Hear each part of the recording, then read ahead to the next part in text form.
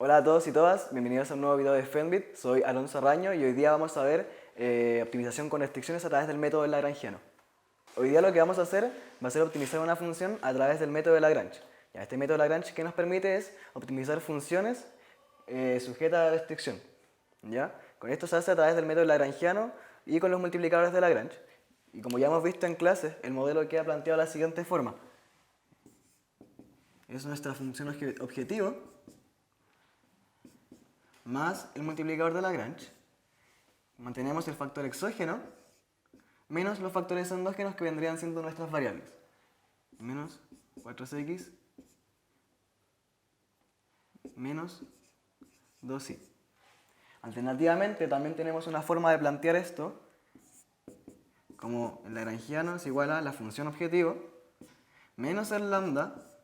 Mantenemos nuestros factores endógenos que vendrían siendo 4x más 2y menos el factor exógeno, menos 60.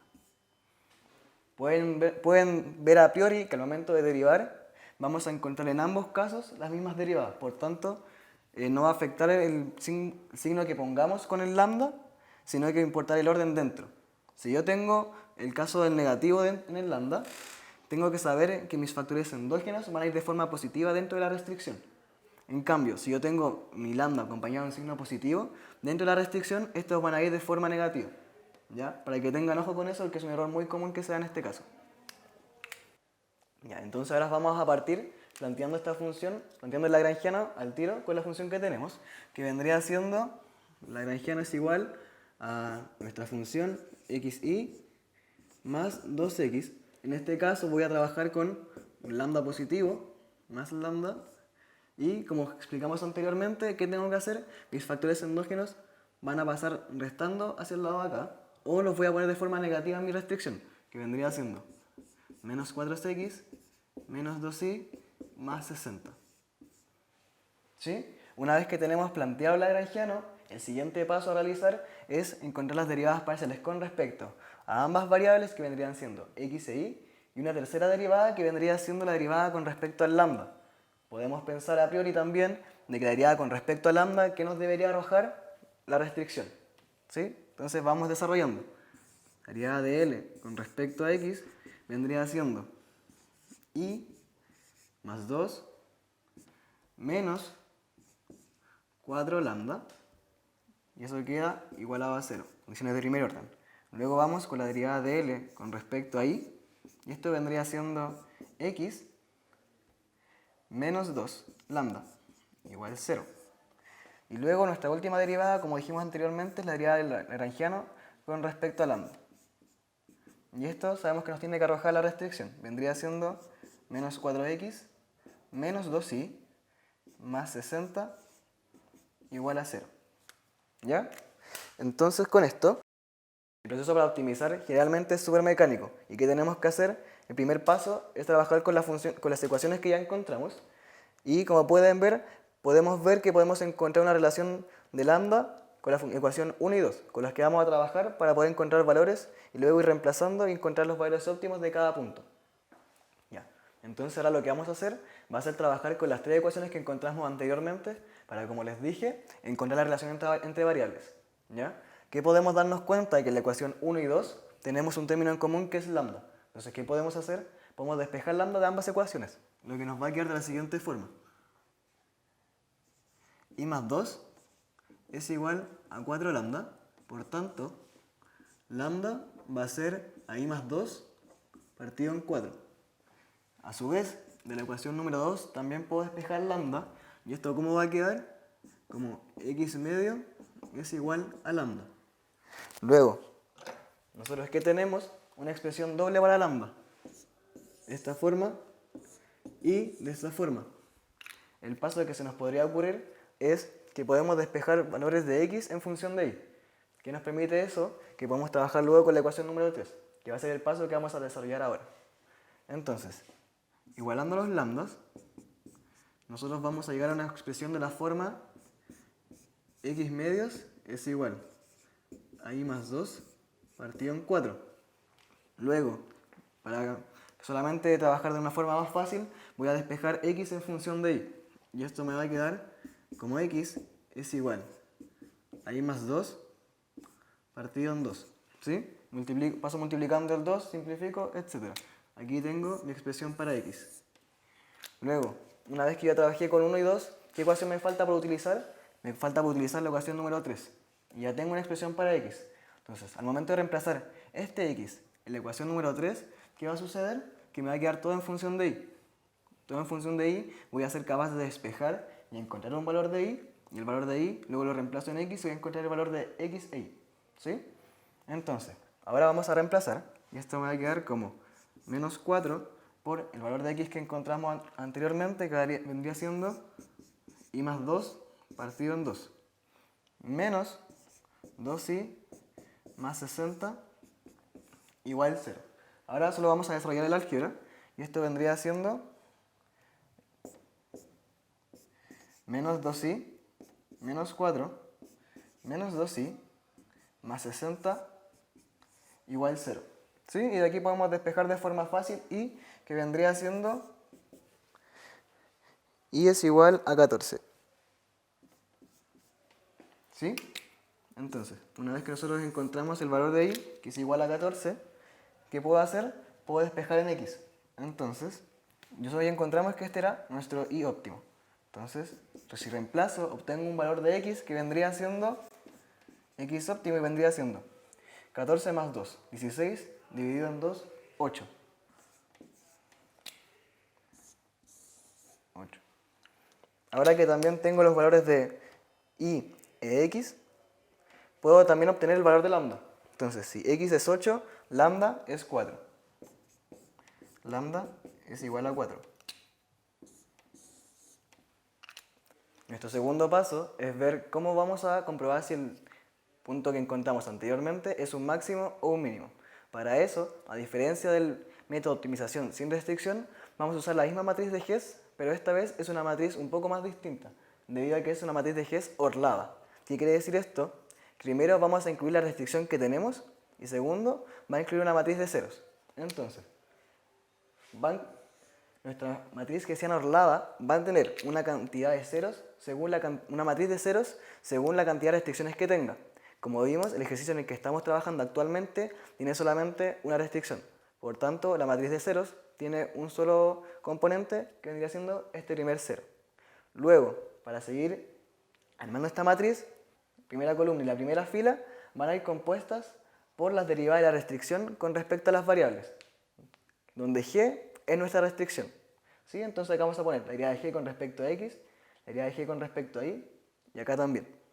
Luego, la parte que nos queda en el área de acá va a ser las derivadas que nosotros ya conocemos, que vendrían siendo las derivadas del lagrangiano con respecto a x, con respecto a x con respecto a x, las derivadas cruzadas con respecto al lagrangiano, y la derivada del lagrangiano con respecto a y doble.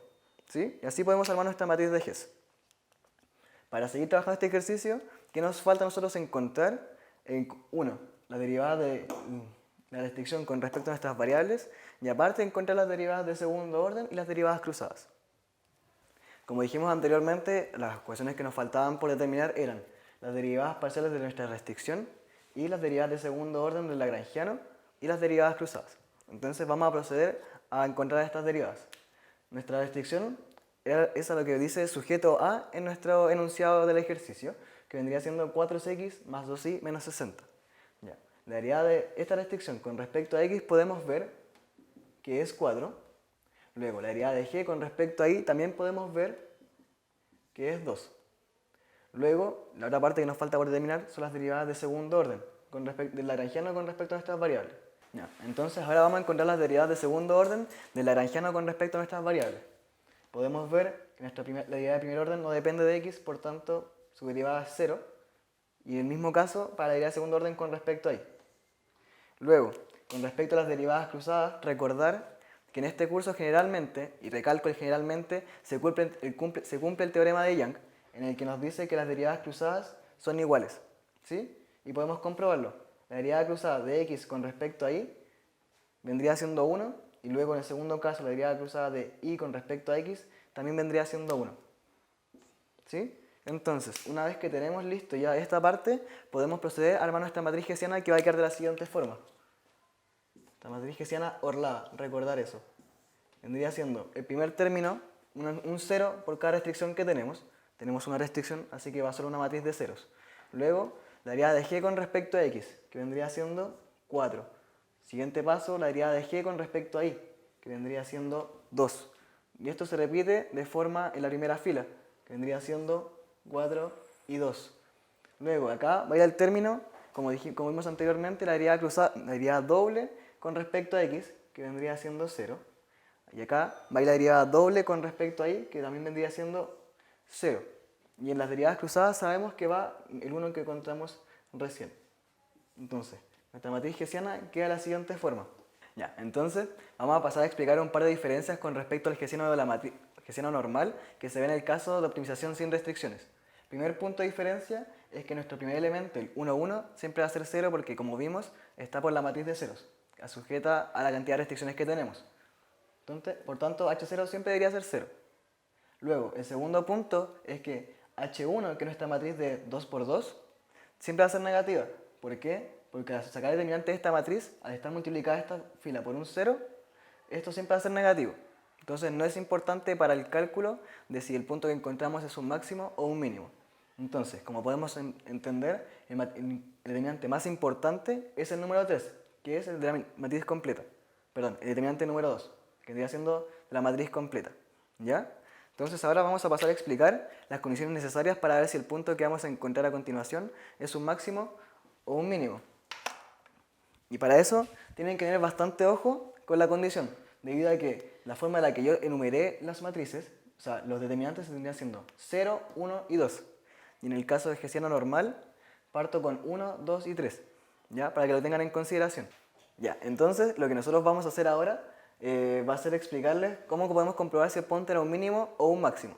Ya, el punto va a ser un mínimo cuando el determinante de la matriz H sub i sea menor que 0. Y esto, como vimos anteriormente, para todos i mayores o iguales a 2. Porque en este caso queremos comprobar que el determinante de la matriz grande es menor que 0. ¿Ya? Y para eso va a ser un mínimo. Luego, si quiero ver si es un máximo, ¿qué tengo que hacer? Que es el determinante de la matriz H sub i, que en este caso es H2, por menos 1 elevado a i más 1 es menor que 0. Ahí también va a ser un máximo. Entonces, voy a darles el determinante de esta matriz, que ustedes en Mate 3 deben sacar por el método de Sarrus, así que pueden comprobarlo en sus casas como trabajo aparte, si el determinante está bien calculado o no. El determinante que nosotros encontramos de H2 es igual a 16. ¿Ya? Entonces, comprobemos si este punto que encontramos anteriormente es un máximo o un mínimo. Si H2 es 16, ¿cumple la condición de mínimo? No, no la cumple, porque 16 es mayor que 0.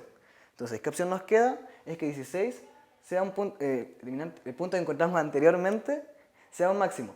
Dado que el determinante es 16, en la condición de máximo esto me va a quedar 16 por menos 1 por 2 más 1. 2 porque es el número de la matriz que estoy calculando, siendo 2 más 1. Ya, 16 por menos 1 elevado a 3 es menos 1 y esto es menor que 0. Si esto se cumple, podemos ver que el punto que encontramos anteriormente en el paso 1 es un máximo. Ya, entonces, como ya comprobamos que el punto era un máximo, a través del procedimiento anterior les puse nuevamente el punto que ya hemos encontrado en el paso 1, que es 8,14,16, x, y lambda. Y encontramos que era un máximo. Entonces, repasemos un poco los contenidos que vimos y cómo desarrollamos el ejercicio. Fue, primer paso, encontrar la relación de variables una vez que ya encontramos las derivadas parciales con respecto a x, y lambda. De eso encontramos una relación, encontramos un candidato a punto máximo o mínimo, que fue el que tenemos acá, 8, 14, 16. Y luego armamos la matriz de hessiano orlado, que recordemos tiene una matriz de 0 según la cantidad de restricciones que tenga. Luego en la primera columna, vamos viendo las derivadas parciales con respecto a cada variable. La restricción derivada con respecto a cada variable. Recordar eso, 4, 2, 4, 2. Y luego en la matriz que nos queda vamos colocando las derivadas de segundo orden y las cruzadas del lagrangiano con respecto a cada variable. Derivadas de segundo orden con respecto a x, con respecto a y las derivadas cruzadas. Luego encontramos los determinantes importantes, recordando que este siempre es 0, que este determinante es negativo y que el que nos importa para un caso de 3 por 3 es la matriz grande. Recordar también la enumeración que le dimos, que partimos de 0, 1 y 2 para poder utilizar esta condición. ¿Sí? Recordarles también que para el caso de mate 3 ahora en específico, ustedes deben encontrar el determinante de la matriz H2 a través del método de Sarrus. Por eso nosotros les dejamos como tarea para la casa que ustedes comprueben que es 16. ¿Sí? Luego, recordar también las condiciones de mínimo, que si el determinante de forma inmediata es menor a 0, es un mínimo, si no, al multiplicarlo por menos 1 elevado a la matriz que estamos evaluando, más 1, en este caso es la 2, más 1 vendría siendo 3, da negativo, el punto es un máximo. Así que eso, chiquillos y chiquillas, esperamos verlo más seguido en el canal y que se motiven a colaborar con nosotros y a grabar sus propios videos porque el aprendizaje es parte de todos. Es un máximo.